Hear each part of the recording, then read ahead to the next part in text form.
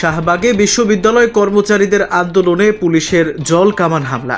বিস্তারিত দেখুন অগ্রযাত্রা ডেস্ক রিপোর্টে।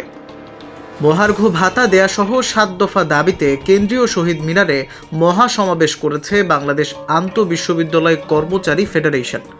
7 ফেব্রুয়ারি শুক্রবার দুপুরে সমাবেশ শেষে স্মারকলিপি নিয়ে একটি মিছিল বের করেন আন্দোলনকারীরা। দুপুর 1টার পর মিছিলটি শাহবাগ থানার সামনে পৌঁছালে পুলিশের বাধার মুখে পড়ে। এ সময় শাহবাগ মোড়ে মিছিলটি ছত্রভঙ্গ করতে বিক্ষোভকারীদের উপর জল কামান ছোড়ে পুলিশ। এই ঘটনার পর শাহবাগের আশেপাশের এলাকায় নিরাপত্তা জোরদার করতে দেখা গেছে। এদিন দুপুর 2:40 সরেজমিনে দেখা যায় মিন্টু রোড সংলগ্ন হোটেল ইন্টারকন্টিনেন্টালের পাশে প্রধান উপদেষ্টার বাসভবনমুখী সড়কের দুই পাশে ব্যারিকেড দিয়ে রেখেছে পুলিশ। এই বিষয়ে শাহবাগ থানার ভারপ্রাপ্ত কর্মকর্তা ওসি খালিদ মনসুর বলেন, বিক্ষোভকারীরা জুমার নামাজের আগে দাঁড়িয়েছিল। তারা তাদের স্মারকলিপি দিয়ে চলে গেছেন। এখন আর কোনো ঝামেলা নেই।